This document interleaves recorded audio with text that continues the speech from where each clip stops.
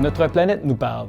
Avec les changements climatiques de plus en plus criants, notre société se doit de changer son mode de fonctionnement et de développement pour tout type de projet. Au Canada comme ailleurs, les gouvernements poussent l'industrie à évoluer en resserrant le cadre réglementaire pour tout type de développement. Comment assurer la conformité environnementale et sociale et réaliser un projet économiquement viable dans un échéancier acceptable? Pour y arriver, vous avez deux défis à surmonter.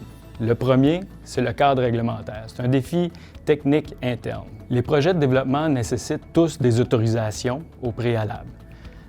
Ce processus-là réglementaire est encadré par des analystes au ministère de l'Environnement ou tout autre ministère. En planifiant adéquatement ces études-là, cela vous permettra d'une part de mieux connaître le milieu d'insertion de votre projet, les impacts et les risques potentiels que votre projet pourrait avoir sur le milieu récepteur. Et cela va vous permettre de planifier un projet qui limite les risques sur l'environnement et aussi de développer les mesures d'atténuation nécessaires pour limiter justement ces impacts-là. Dans votre processus de planification, il est bien important de bien structurer dès le départ l'ensemble des activités à planifier parce que tout permis doit passer par le processus réglementaire et il y a beaucoup de délais à prévoir, bien évidemment. Aussi, il faut bien comprendre que les travaux de caractérisation doivent se faire selon des périodes bien précises, comme l'absence de couvert de neige, les périodes de migration de frais, la période de croissance de la végétation. Et là aussi, il peut y avoir des délais, mais aussi une saisonnalité qu'il faut prévoir d'avance pour ne pas rallonger la période d'inventaire pour des raisons d'échéancier. Votre équipe doit avoir la volonté de développer un projet à forte valeur qui va faire en sorte que ça va être plus facile pour les autorités ministérielles d'accepter et d'autoriser votre projet. C'est donc un défi interne que vous devez surmonter avec votre équipe. Le deuxième défi, c'est l'acceptabilité sociale. C'est un défi externe.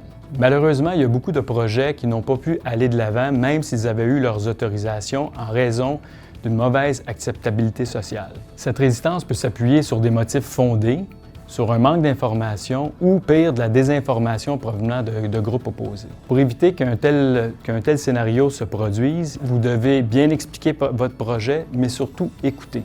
Cela va vous permettre d'avoir une attitude qui est ouverte, transparente et exclusive, mais surtout établir une relation de confiance avec la population et gagner le respect du public. Une fois cette étape réalisée, il sera possible de bien comprendre les attentes et les irritants de la population et être capable d'intégrer les mesures d'atténuation directement dans le projet, dans la phase de planification.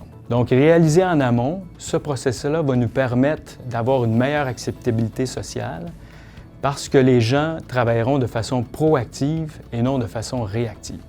Il faut voir le processus réglementaire comme un guide, une feuille de route. Et plutôt en s'investissant positivement pour réaliser des études qui sont très bien planifiées et réalisées, on optimise nos chances de voir notre projet se réaliser et aussi dans un échéancier acceptable. Vous avez ce défi, notre équipe d'experts en environnement, jumelée à l'équipe d'ingénierie, sera en mesure de vous aider à surmonter ce défi.